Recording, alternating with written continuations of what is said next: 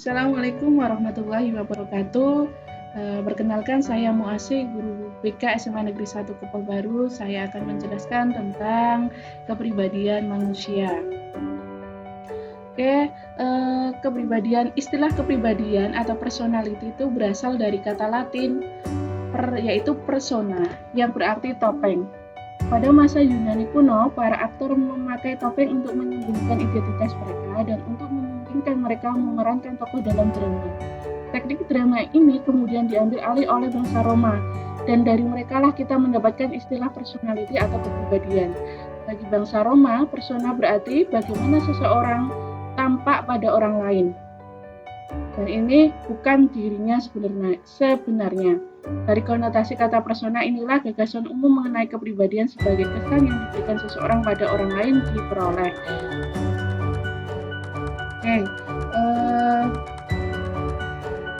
Lanjut tentang pengertian kepribadian menurut beberapa ahli. Yang pertama menurut Alford adalah organisasi dalam individu sebagai sistem psikofisis yang menentukan caranya yang khas dalam menyesuaikan diri terhadap lingkungan. Kepribadian menurut Craig dan Richard adalah integrasi dari semua karakteristik individu ke dalam suatu kesatuan yang unik yang menentukan dan yang dimodifikasi oleh usaha-usahanya dalam menyesuaikan diri terhadap lingkungan yang berubah secara terus-menerus. Kemudian yang ketiga menurut Adolf, yaitu pola menyeluruh semua kemampuan, perbuatan, serta kebiasaan seseorang baik yang jasmani, mental, rohani, emosional maupun yang sosial. Itu pengertian kepribadian menurut beberapa ahli. Jadi dapat disimpulkan bahwa kepribadian adalah keseluruhan cara seorang individu beraksi dan berinteraksi dengan individu lain. Kemudian aspek-aspek kepribadian ada dua aspek dalam kepribadian, yaitu aspek psikis dan aspek fisik. Aspek psikis meliputi intelijensi, sikap, sifat, minat, cita-cita. Kemudian aspek fisik seperti bentuk tubuh, kesehatan jasmani, dan lain sebagainya. Faktor-faktor yang mempengaruhi kepribadian yaitu pengalaman awal, kemudian pengaruh budaya, kemudian kondisi fisik, daya tarik, intelijensi, emosi, nama, keberhasilan dan kegagalan, kemudian penerimaan sosial, kemudian ada pengaruh keluarga, kemudian ada perubahan fisik. Saya akan menjelaskan satu persatu. Pengalaman awal yaitu di sini menurut Sigmund Freud menekankan tentang pentingnya pengalaman awal masa kanak-kanak dalam perkembangan kepribadian. Trauma kelahiran, pemisahan dari ibu adalah pengalaman yang sulit dihapus dari ingatan. Di sini kemudian pengaruh budaya. Dalam menerima budaya, anak mengalami tekanan untuk mengembangkan pola kepribadian yang sesuai dengan standar yang ditentukan budayanya. Jadi di sini peran masyarakat itu sangat banyak dalam menentukan kepribadian dari seseorang. Kemudian kondisi fisik, yaitu kondisi fisik berpengaruh langsung dan tidak langsung terhadap kepribadian seseorang. Misalnya seseorang yang memiliki kondisi fisik yang lengkap dengan seseorang yang memiliki kondisi fisik yang kurang pasti memiliki kepribadian yang berbeda. Kadang-kadang orang yang memiliki kondisi fisik yang tidak sempurna, dia cenderung lebih kurang percaya diri. Kemudian daya tarik. Biasanya orang yang dinilai oleh lingkungannya menarik biasanya memiliki lebih banyak karakteristik kepribadian yang diinginkan daripada orang yang dinilai kurang menarik, dan bagi mereka yang memiliki karakteristik menarik akan memperkuat sikap sosial yang menguntungkan. Kemudian intelijensi. Di sini perhatian lebih terhadap anak yang pandai dapat menjadikan ia sombong dan anak yang kurang pandai merasa bodoh. Apabila berdekatan dengan orang yang pandai tersebut dan tidak jarang memberikan perlakuan yang kurang baik. Jadi dalam intelijensi biasanya kadang-kadang orang memandang kita itu ketika dia punya intelijensi yang tinggi, maka dia akan selalu dipuja-puja. Beda lagi dengan anak yang berintelijensi yang rendah, dia biasanya akan selalu dicemooh. Nah, hal ini juga akan mempengaruhi kepribadian dari seseorang. Kemudian emosi. Ledakan emosi tanpa sebab yang tinggi dinilai sebagai orang yang tidak matang. Pertengahan ekspresi emosional membuat seseorang murung dan cenderung kasar, tidak mau bekerja sama dan sibuk sendiri. Jadi orang yang memiliki emosi yang meledak-ledak akan memiliki kepribadian yang berbeda dengan orang yang memiliki emosi yang bisa mengendalikan dirinya. Kemudian nama. Nah, ini nama biasanya ada contohnya ketika ada anak laki-laki tapi namanya menyerupai anak perempuan. Biasanya ketika di dalam lingkungan teman sebayanya atau di dalam masyarakat, mereka seringkali dikata-katain atau diolok-olok. Nah, hal ini juga akan mempengaruhi kepribadian si anak tersebut. Kemudian keberhasilan dan kegagalan. Keberhasilan dan kegagalan akan memengaruhi konsep diri. Kegagalan dapat merusak konsep diri, sedangkan keberhasilan akan menunjang konsep diri. Kemudian penerimaan sosial.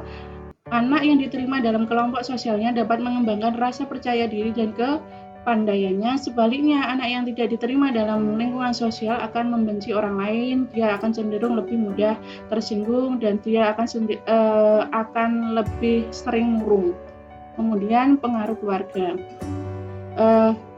Keluarga di sini sangat mempengaruhi kepribadian anak, sebab faktor terbanyak anak adalah di dalam keluarga, dan di dalam keluarga itulah diletakkan sendi-sendi dasar kepribadian. Yang terakhir, perubahan fisik, di mana perubahan kepribadian dapat disebabkan oleh adanya perubahan kematangan fisik yang mengarah kepada perbaikan kepribadian. Akan tetapi, perubahan fisik yang mengarah pada klimakterium dengan meningkatnya usia dianggap sebagai suatu kemunduran menuju ke arah yang lebih buruk. Kemudian lanjut ke tipe-tipe kepribadian. Di sini ada 4 tipe kepribadian. Yang pertama yaitu sanguin, kemudian melankolis, kemudian koleris, dan flegmatis. Oke, yang sanguin.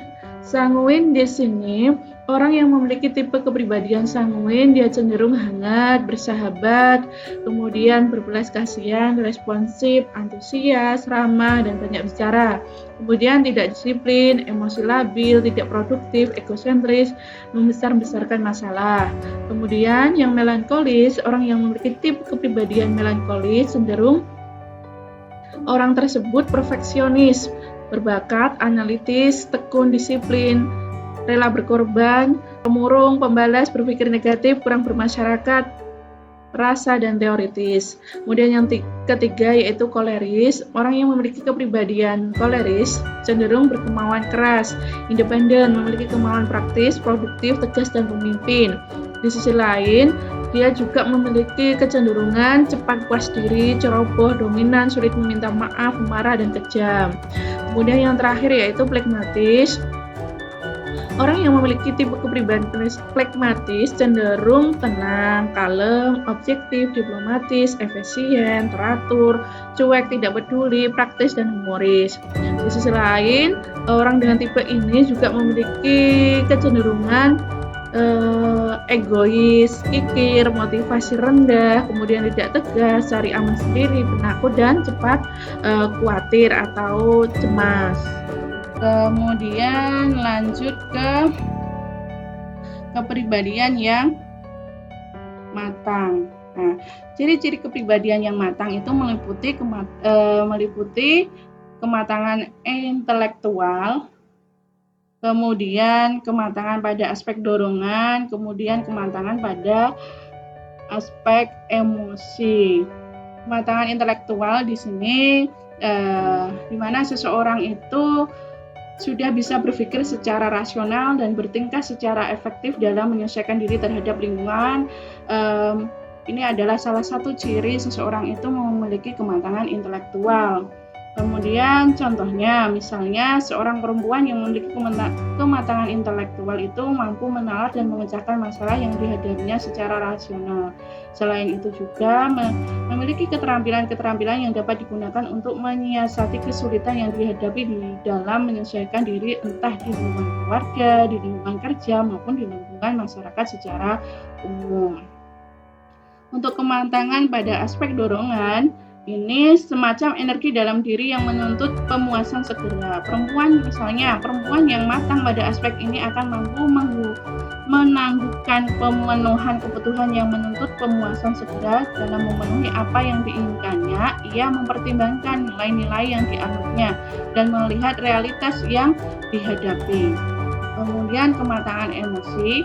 Tolak ukur dari kematangan emosi ini dapat dilihat dari sejauh mana seseorang mampu menyadari emosinya, mengendalikan reaksi-reaksi emosinya, tetap mampu memotivasi diri dalam kondisi emosi yang menyenangkan maupun tidak menyenangkan, mampu memahami orang lain dan dapat menyesuaikan diri dengan orang lain. Kemudian ciri-ciri kepribadian yang matang, yang pertama yaitu perluasan diri, kemudian kemampuan menjalin hubungan yang hangat dengan orang lain, memiliki orientasi yang realistik, kemudian filsafat hidup, kemudian mampu menghindari reaksi berlebihan terhadap masalah, kemudian realistic perception, skill achievement. Yaitu saya akan menjelaskan satu persatu ya. Perluasan diri yaitu artinya hidupnya tidak boleh terkait secara sempit pada sekumpulan aktivitas yang erat hubungannya dengan kebutuhan-kebutuhan dan kewajiban-kewajiban pokoknya. Harus dapat mengambil bagian dan menikmati macam-macam aktivitas yang berbeda-beda. Salah satu aspek dari perluasan diri adalah proyeksi ke masa depan, yakni merencanakan dan mengharapkan. Kemudian untuk kemampuan menjalin hubungan yang hangat dengan orang lain, yaitu baik dalam bentuk hubungan yang mendalam maupun tidak mendalam, memiliki dasar rasa aman dan menerima dirinya sendiri. Kemudian memiliki orientasi yang realistik, yaitu kapasitas individu untuk memahami dirinya sendiri meskipun tidak jelas bagaimana menemukan suatu standar yang cocok untuk membandingkan kepercayaan individu yang bersangkutan. Perasaan humor tidak hanya menunjukkan kapasitas untuk menemukan kesenangan dan gelak tawa dalam hal sehari-hari, tetapi juga kemampuan untuk membina hubungan positif dengan diri sendiri dan dengan objek-objek yang dicintai, serta menyadari adanya ketidakselarasan dalam hal ini. Jadi seseorang itu mampu menjalin hubungan yang positif dengan orang lain, dengan dirinya sendiri, itu yang dinamakan memiliki orientasi yang realistik. Kemudian filsafat hidup, yaitu individu itu harus dapat objektif dan bahkan menikmati kejadian-kejadian dalam hidupnya. Namun mestilah ada latar belakang yang menjadi, walaupun individu harus dapat objektif dan bahkan menikmati kejadian-kejadian dalam hidupnya, namun ada latar belakang yang mendasari segala sesuatu yang dikerjakan, yang memberinya arti dan tujuan. Dan itu merupakan salah satu hal yang penting dalam hal ini. Kemudian kemampuan menghindari reaksi berlebihan terhadap masalah. Yaitu masalah di sini adalah masalah yang menyinggung driver spesifik, misalnya menerima dorongan seks, memuaskan sebaik mungkin, tidak menghalangi tetapi juga tidak membiarkan bebas, dan mentoleransi frustasi perasaan seimbang. Kemudian yang terakhir, realistic perception, skill, dan achievement, yaitu kemampuan memandang orang, objek, dan situasi seperti apa adanya, kemampuan dan minat memecahkan masalah, memiliki keterampilan yang cukup untuk menyelesaikan tugas yang dipilihnya, dapat memenuhi kebutuhan ekonomi, kehidupan tanpa rasa panik, rendah diri, atau tingkah laku destruksi diri lainnya. Oke, saya akan melanjutkan ke tipe kepribadian menurut pendapat para ahli. Yang pertama, tipe kepribadian menurut Hippocrates.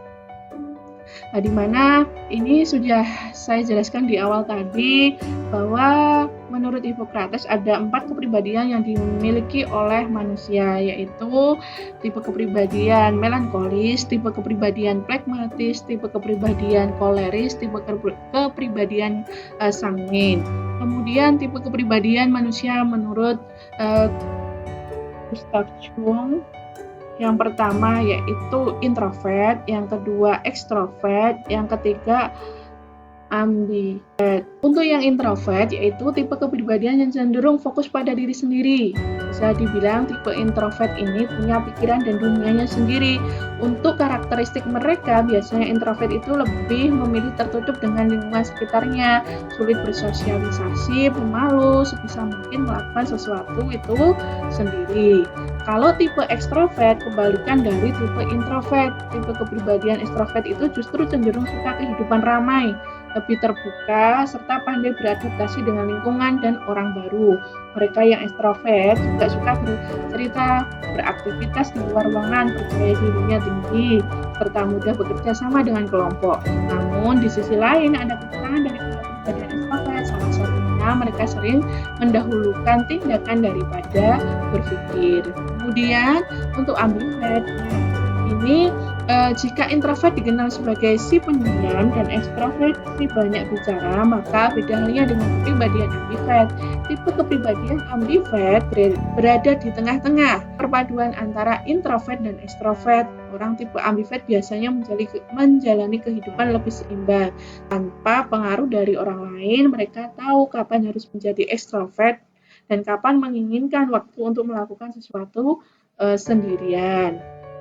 Itu kemudian menurut Holland, tipe kepribadian menurut Holland ada 6, yaitu tipe sosial, di mana jenis kepribadian ini menggambarkan seseorang yang suka berinteraksi sosial dengan orang di sekitarnya. Orang dengan tipe ini supel, bertanggung jawab, peduli, menyukai kegiatan berkelompok. Kemudian yang kedua tipe realistik, yaitu kepribadian ini menggambarkan seseorang yang berupaya keterampilan fisik dan kekuatan, namun kurang pandai dalam berkata verbal. Tipe ini suka hal-hal yang nyata dan kurang suka berimajinasi, cocok untuk bekerja keras seperti petani, teknisi, dan lainnya. Kemudian yang ketiga, tipe konvensional. Tipe kepribadian ini memiliki kemampuan verbal, suka angka, dan memiliki tujuan yang jelas, cocok untuk profesi seperti kasir, pedagang, dan lainnya. Kemudian tipe intelektual, orang dengan tipe ini memiliki minat pada akademis yang tinggi. Mereka suka mempelajari banyak hal, suka berpikir, beracu pada penyelesaian tugas, namun kurang bisa bersosialisasi. Kemudian tipe artistik, yaitu tipe kepribadian ini cenderung memiliki ketertarikan dengan hal yang berhubungan dengan seni, memiliki tingkat kreativitas tinggi, namun memiliki kemampuan bersosial yang cukup sulit. Kemudian tipe wirausaha, tipe kepribadian ini memiliki keterampilan dalam berkomunikasi, mempengaruhi orang lain, memiliki jiwa kepemimpinan, dan cenderung dominan, cocok untuk profesi pedagang, pengusaha, dan lainnya. Kemudian yang terakhir menurut Enneagram, yang pertama tipe kepribadian reformer, di mana orang dengan kepribadian ini memiliki sifat rasional dan idealis. Mereka memiliki aturan dan prinsip hidup sendiri yang menurut mereka baik. Tipe ini berjiwa kuat dan mau mempertahankan pemikirannya sendiri. Tipe ini juga selalu menganggap caranya benar dan ingin orang lain menggunakan caranya agar lebih baik. Terkadang tipe ini terkesan perfeksionis dan kritis. Kemudian tipe lover, giver, helper. Ya, tipe kepribadian ini memiliki sifat yang peduli dengan orang lain dan sekitarnya. Orang dengan tipe ini memiliki empati yang tinggi, kesabaran, ketulusan, dan hati yang lembut. Tipe ini juga selalu bersemangat untuk membuat sekitarnya selalu bahagia, namun terkadang bersifat sentimental dan juga selalu membawa perasaan. Kemudian yang ketiga, achiever, yaitu manusia dengan tipe kepribadian ini memiliki keinginan terhadap mencapai pencapaian hidupnya.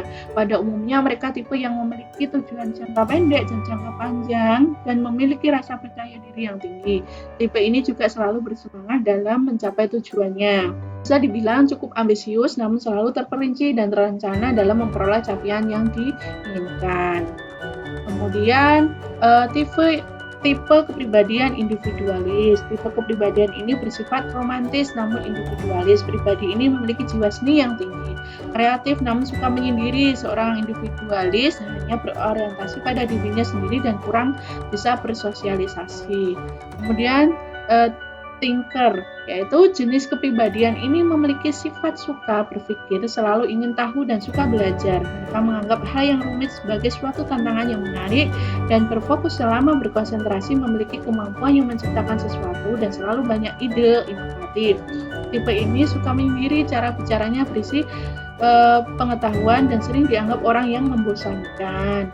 Kemudian tipe security seeker atau pesimis, yaitu tipe kepribadian yang bersifat pekerja keras namun kerap pesimis. Tipe ini kurang suka tantangan dan lebih memilih aman dan normal. Mereka juga memiliki kesulitan dalam menentukan sesuatu. Orang dengan tipe ini memiliki rasa tanggung jawab yang tinggi namun kurang percaya diri, kurang kreatif, dan terlalu banyak hal yang dikhawatirkan. Kemudian tipe kepribadian adventure, tipe ini memiliki sifat yang terbuka dengan orang lain. Tipe ini suka dengan jadwal yang sibuk dan banyak kegiatan, memiliki rasa percaya diri dan mandiri, penuh semangat, selalu optimis, dan suka berpetualang. Orang dengan kepribadian adventure memiliki konsentrasi dan kesabaran yang lebih.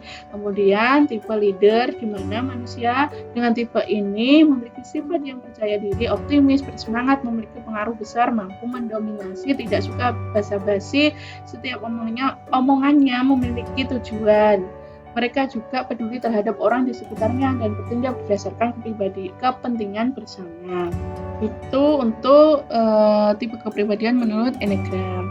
Jadi kepribadian manusia itu dengan individu satu dengan individu lain itu sangatlah berbeda, karena pada dasarnya kita diciptakan manusia adalah makhluk yang unik dengan perbedaan yang dimilikinya. Oke, ini yang bisa saya jelaskan tentang kepribadian manusia. Semoga dengan penjelasan yang saya berikan, kalian bisa menentukan apa sih tipe kepribadian yang saya miliki. Kalau kalian pengen melihat tipe kepribadian yang kalian miliki, salah satu caranya tidak hanya melalui tes psikologi ya, tetapi kalau memang kalian ingin tahu kepribadian selain menggunakan tes psikologi, cobalah kalian berikan waktu sebentar untuk diri sendiri, jangan hanya untuk orang lain. Pada dasarnya, pada kenyataannya memang kita itu sering meluangkan waktu untuk menilai orang lain, tapi jarang untuk menilai diri kita sendiri. Cobalah kasih waktu dalam satu hari untuk diri kita sendiri, untuk bercermin, untuk mengaca, setidaknya 1 hari 10 menit untuk mengenali diri kita sendiri agar kita tahu tipe kepribadian diri kita itu seperti apa, termasuk yang melankolis-kah, sanguin, atau koleris, atau phlegmatis, introvert, ekstrovert. Nah, nanti bisa dicoba sendiri. Nah, dengan memberikan sedikit waktu untuk diri kita, selain itu kita juga bisa menilai apa sih kelemahan dan kekurangan dari diri kita. Semoga apa yang saya sampaikan bisa memberikan manfaat bagi kita semua. Kurang lebihnya saya akhiri. Mohon maaf. Wassalamualaikum warahmatullahi wabarakatuh.